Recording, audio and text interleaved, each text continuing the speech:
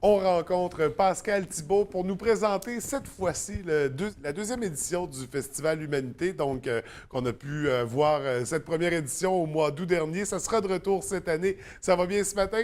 Oui, très bien, merci. C'est bien la deuxième édition, je me... Ça va être la deuxième Bon, édition, toujours aux mêmes dates que l'an oui. passé, le 28, 29 et 30 août prochain. Toujours au même endroit, à la zone portuaire de Chicoutimi. Donc un nouvel événement. Pour ceux et celles qui ne connaissent pas le Festival Humanité, c'est quoi exactement? Ben, c'est sûr que le Festival Humanité, au préalable, c'était vraiment un lieu de rencontre pour permettre aux gens de se rassembler, de se retrouver. Et aussi, ce qui est intéressant lors de ce festival-là, c'est qu'on a eu de très beaux conférenciers invités. Oui. On s'entend qu'ils ont parlé de différentes thématiques comme Viviane Labrie, il y a eu M. Serge Mongeau, M. Roméo Bouchard aussi, qui est quand même assez connu.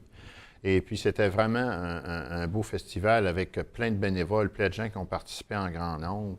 Et également l'initiateur du projet que je tiens à saluer, M. André Fortin, là, qui quand même a travaillé très, très fort là, dans le festival.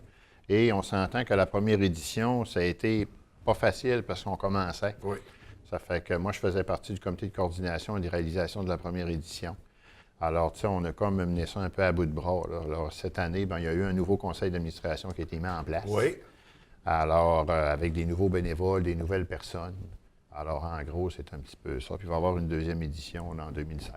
Donc l'équipe a changé, a grossi également, plus de gens pour porter cette deuxième édition. On sait une première édition d'un événement, de toute façon, c'est toujours un peu plus difficile. C'est pas facile. Ça en prend quelques-unes pour créer l'habitude auprès des gens. Exactement. Donc, il y a certainement eu, ça a certainement été un succès de toute façon, une réussite pour le ramener, revivre une deuxième édition.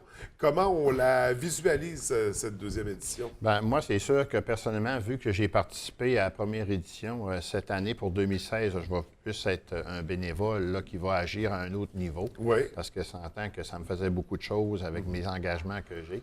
Et les éditions Espoir ont été quand même un des commanditaires, un partenaire. Oui, oui. Alors, également, bien, c'est sûr et certain que nous, ce qu'on voulait en 2015, vu qu'il y avait tellement eu des bénévoles qui avaient donné généreusement de leur temps, c'est qu'on a décidé de faire imprimer le montage d'albums souvenirs du festival.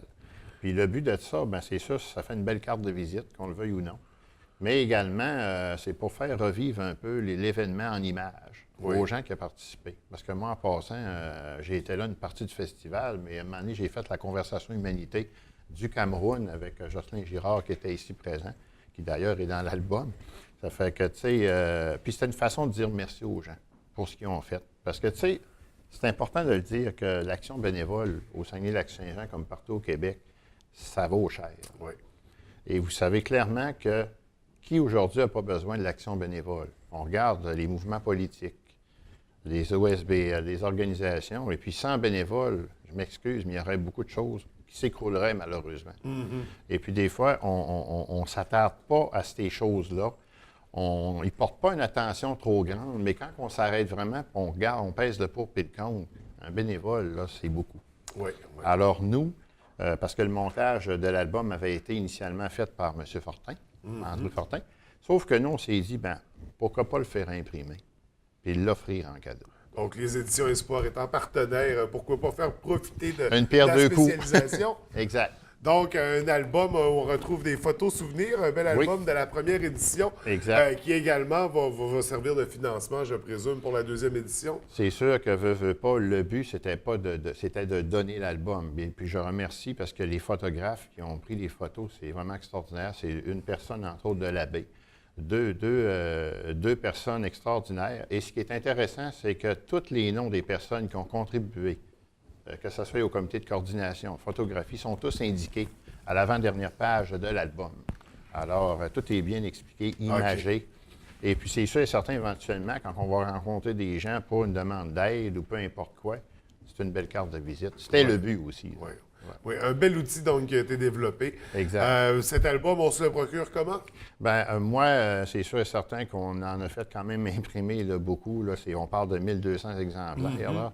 Alors, on a à peu près 400 distribués, mais on les donne un peu à monsieur, madame, tout le monde. Ça, on n'a pas, c'est sûr que tous les bénévoles en ont eu un. Même les conférenciers. Oui. Ça a été envoyé. J'ai même eu une lettre dernièrement de M. Serge Mongeau qui était vraiment touché de ça. M. Roméo Bouchard qui était vraiment content. Et tu sais, on les offre un peu, puis il y a une quantité d'albums que je veux garder pour remettre éventuellement aux organisateurs quand ils vont arriver pour faire des demandes de financement. C'est une façon un peu de les aider. Oui.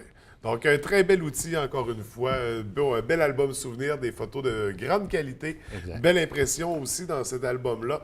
Donc, intéressant d'avoir ça dans notre collection de livres.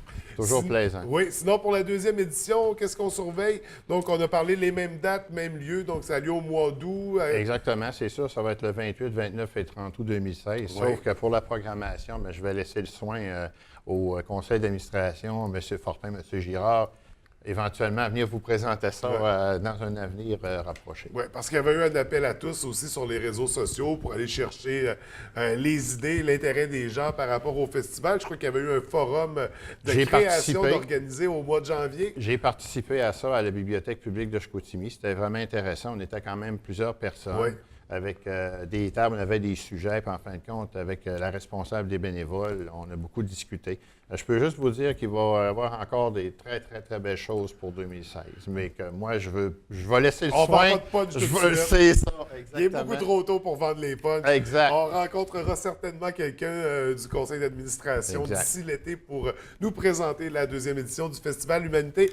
En attendant, on essaye de mettre la main sur ce bel album photo-là, ce bel album souvenir, gracieuseté des éditions Espoir. Donc, merci beaucoup, Pascal, d'avoir pris le temps de venir nous en parler. En parallèle, il y a toujours les éditions Espoir, la Fondation Yeux du Cœur. Comment ça se déroule? Bien, c'est sûr et certain qu'on a, une activité là, qui est prévue pour juin. Oui. Je finalise ça cette semaine. OK. Mais en tout cas, on s'en va très bientôt. On va avoir quelque chose de bien. Excellent. Au plaisir d'en discuter alors. Pour l'instant, je te souhaite une belle journée. Merci, On François. se revoit très bientôt. Merci.